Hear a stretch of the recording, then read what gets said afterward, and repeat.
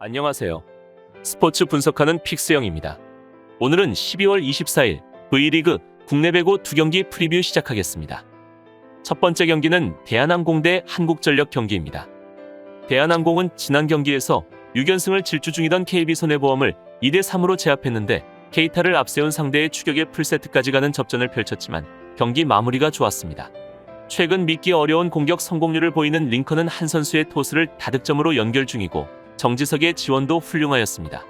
세트 막판 유광호와 나서는 임동혁도 잘해주고 있기에 약점을 찾기 어려운 최근 모습입니다. 한국전력은 지난 경기에서 리그 최하위였던 우리카드의 셧아웃 패배를 당했습니다. 남자팀으로 나오기 힘든 공격 성공률 30%대를 기록할 정도로 졸전이었는데 상대의 서브의 리시브 라인이 흔들리며 2단 연결이 많았고 다우디도 12득점에 그쳤습니다. 신영석과 서재덕, 이시몬 등이 좋은 서브를 구사 중이긴 하지만 다우디가 조금 더 공격 성공률을 끌어올려야 하는 상황입니다. 최종 승부 예측입니다. 대한항공은 직전 경기에서 KB손해보험을 꺾고 연패 위기에서 벗어나게 되었는데 최근 3라운드 5경기에서 모두 승점을 따내는 상승세를 보이고 있습니다. 지난 경기에서는 케이타 상대로 고전했으나 그래도 중요한 포인트에선 버텨내며 승점 2점을 따내는 데 성공하였습니다.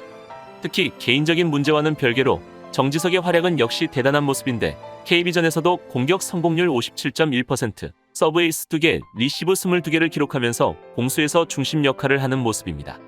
링컨도 경기마다 기복이 있긴 하지만 KB전에서 70%대 공격 성공률을 기록하는 등 최근 한 선수와 호흡이 좋은 편이며 정지석도 날개 공격수로서의 역할을 충실히 하고 있는 중이기에 모든 선수들의 합이 좋은 상황입니다.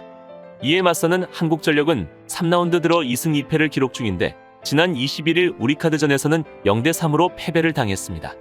최근 들어 한국전력은 상대에게 패턴이 분석됐고 이에 대응하는 변화를 주지 못하고 있는 상황입니다. 세터 황동일의 부진이 길어지면서 김광국과 이민욱으로 게임을 풀어봤으나 효과는 없었는데 1세트 막판 추격이 전부인 상황이었습니다. 센터 활용과 더불어 서재덕과 다우디의 공격 모두 평소보다 좋지 않았는데 무너진 밸런스를 잡기 위해선 어쩔 수 없이 다시 황동일이 살아나길 바랄 수밖에 없는 상황입니다. 그러나 휴식 및 정비를 하기엔 홈팀보다 시간이 너무 부족한 상황이기에 체력적인 문제도 보이며 쉽게 반등을 가져가긴 어려워 보입니다. 그렇다면 이번 맞대결에서는 올 시즌 대한항공이 한국전력의 높이에 고전했지만 금일 경기에서는 이전과 다른 경기력을 기대해 볼 수 있겠는데 최근 5경기 동안 4승 1패 반등세를 만들어내는 과정에서 공격과 수비 모두 좋은 활약을 펼치는 정지석의 합류 효과는 확실했던 대한항공이었습니다. 또한 최근 수비 라인이 흔들리는 한국전력을 정지석과 링컨 등이 강섭으로 공략할 수 있어 보이는 반면 한국전력은 다우디가 최근 상대 유효 블로킹에 자주 걸리는 등 고전 중이기에 확실한 득점을 기대하긴 어려운 모습입니다. 그리고 최근 대한항공의 리시브 라인은 한국전력의 서브에 대응할 수 있어 보이며 센터 공격수들도 한 선수가 잘 살려줄 수 있을 것입니다. 한국전력이 후위 공격 성공률도 낮은 편이라 대한항공의 디그 능력이 이번 경기에서 빛을 발할 것으로 보이고 또한 링컨의 백어택과 더불어 정지석의 퀵오픈과 시속공이 불을 뿜어낼 대한항공이 홈에서 우위를 보이며 승리를 추가할 것으로 예상되기에 이번 경기는 대한항공 승 추천드립니다. 여기서 잠깐 스포츠 분석하는 픽스영입니다. 매일 새로운 리뷰 업데이트 예정이오니 구독과 좋아요, 알람 설정 부탁드려요. 두 번째 경기는 KGC-인삼공사 대 GS칼텍스 경기입니다. KGC-인삼공사는 흥국생명 상대로 완패하며 4위에서 치고 나가지 못하고 있습니다. 주전 세터인 염혜선이 손가락뼈 골절로 인해 수술을 받으며 6주 정도 출전하지 못하는 악재가 생겼기에 하여림이 주전 세터로 나섰는데 전혀 인상적인 경기력이 아니었습니다. 옐레나와 이소영은 사이드에서 원하던 높이의 토스를 받지 못했고 박은진의 외다리 이동 공격도 나오지 않았습니다.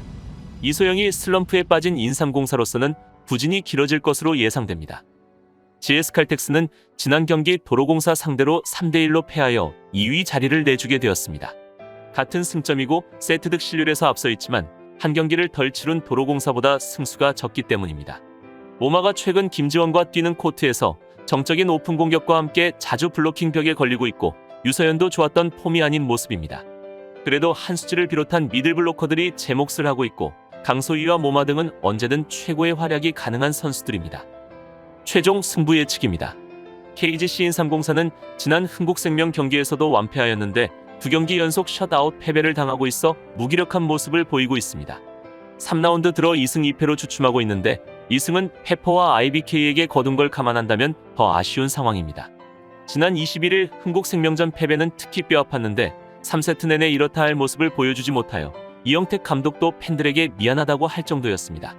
주전 세터 염혜선이 손가락 부상으로 빠지면서 하여림이 나섰는데 부담을 이겨내지 못한 모습 속에 옐레나와도 호흡이 전혀 맞지 않았습니다. 옐레나를 빼고 국내 선수들을 기용해봤으나 이마저도 실패하였는데 이소영도 공격 성공률 31.6%에 머무르며 이렇다 할 공격을 보여주지 못했습니다.